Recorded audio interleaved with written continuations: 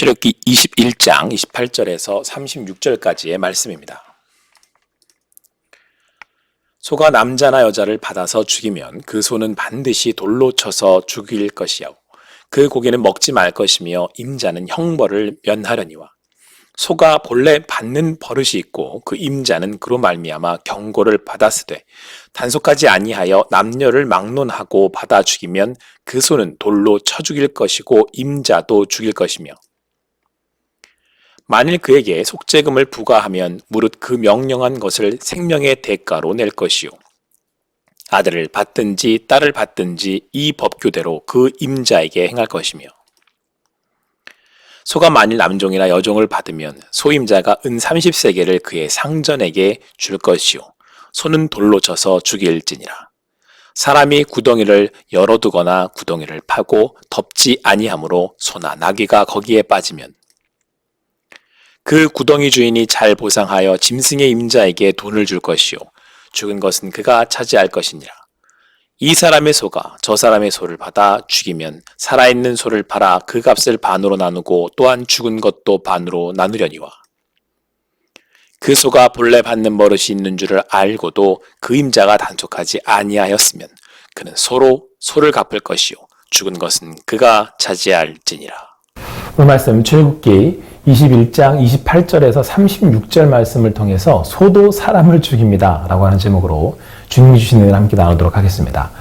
오늘 말씀에서는 소가 등장하는데요.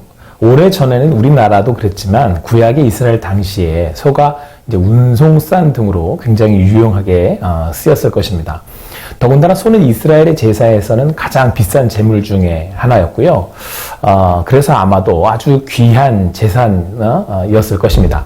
그런데 이런 소를 키우다 보면 소의 특성상 이제 다른 사람들을 들이받거나 하는 일들이 생기곤 하는데 오늘 말씀은 이런 사고가 있을 때, 그러니까 제가 말씀의 제목처럼 소가 사람을 이제 죽일 경우 어떤 그 사고가 났을 때 이제 배상에 대한 말씀이 나오고 있습니다. 최근 애완동물들이 이제 많아지는 시대인데요.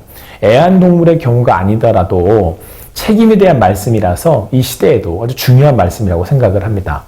오늘 말씀에 따르면 소가 사고를 치면 주인은 형벌로 소는 돌로 쳐서 죽이고 그 고기는 먹어서는 안 된다라고 말씀하고 있습니다. 또 소가 다른 이의 남종이나 여종을 들이받으면 은 30세겔을 주고 소는 돌로 쳐서 죽이게 했습니다. 이렇게 하나님은 소의 그 주인으로 하여금 대가를 치르도록 하셨던 겁니다. 어떤 사람이 구덩이를 파두었다가 소나 나귀가 거기에 이제 빠지게 되는 경우도 있었습니다. 그럴 때는 구덩이를 판 사람이 이제 보상해 주어야 했는데요. 이때 짐승의 그 주인에게 돈을 이제 갚아 주었습니다. 대신 죽은 것은 그가 이제 차지하게 됐습니다. 고기를 얻게 되는 거죠. 고기는 내 것이 되는 공평한 판결이었지만 분명한 것은 실수로 인해서 속값을 그 소를 죽이게 했을 경우는 그 속값을 물어주어야 했다는 것입니다.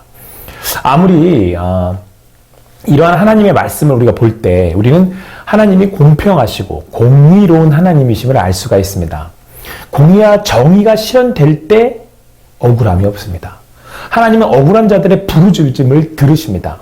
이 시대에 억울한 자들, 그래서 마음이 답답하고 어려워하는 사람들이 많지 않습니까? 나의 삶 가운데 혹시 나로 인하여서 이런 억울함을 가지는 사람은 없는지 생각해 보아야 합니다.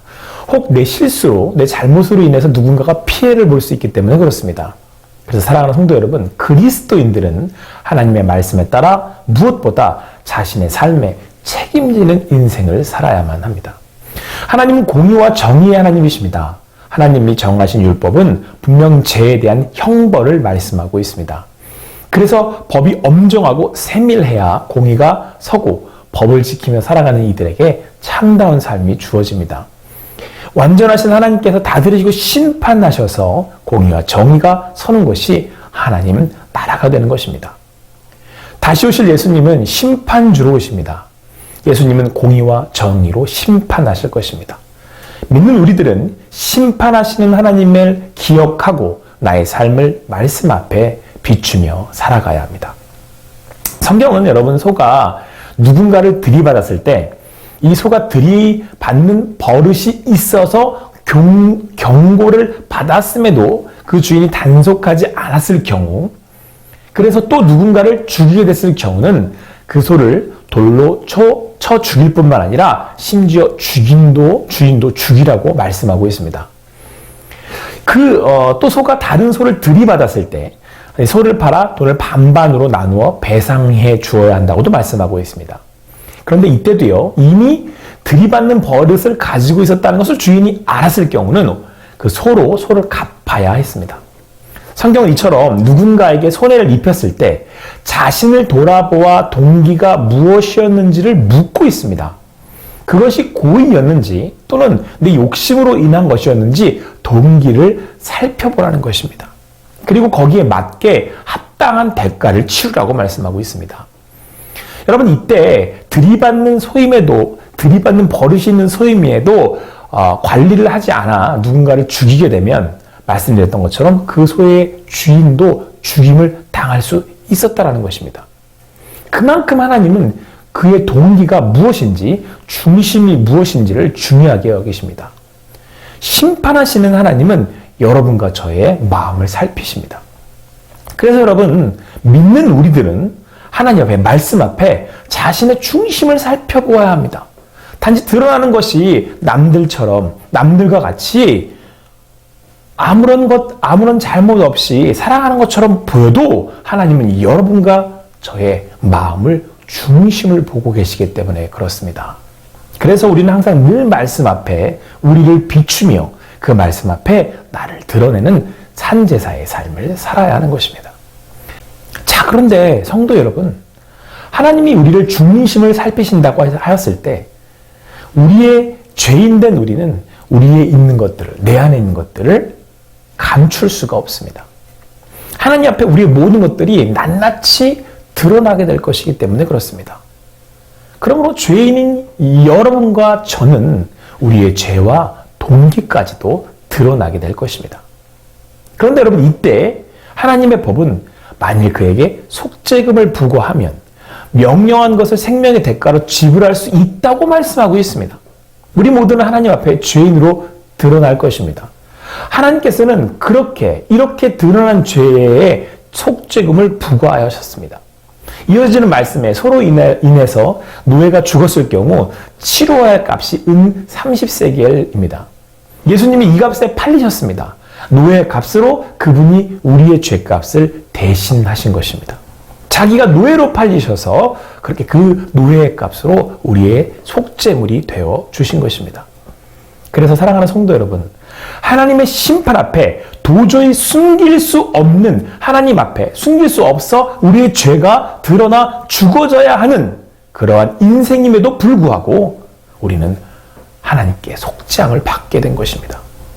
우리네 인생, 예수님께서 내 죄값을 치르심으로 은혜로 영생을 얻게 되었습니다. 그렇기에 우리는 거저받은 구원의 은혜에 감사하며 생명이 우리에게 있지 아니하고 하나님께 속한 것임을 기억해야 합니다. 더 나아가 이제는 하나님의 법, 그 법의 말씀에 순종하며 하나님의 공의와 정의를 세우는 삶을 살아가야 합니다. 어떻게 해요? 우리의 중심을 하나님께 비추며 드러내 보이며 말이죠. 사랑하는 성도 여러분, 하나님께서 여러분과 저의 죄값을 치르심으로 우리는 자유케 되었습니다. 이제 자유자가 되어 이제 나의 마음으로, 자원하는 마음으로 중심을 다해, 마음을 다해 그 주어진 삶에 책임을 다하는 그런 삶을 살아가실 수 있는 여러분과 제가 되기를 간절히 소망합니다.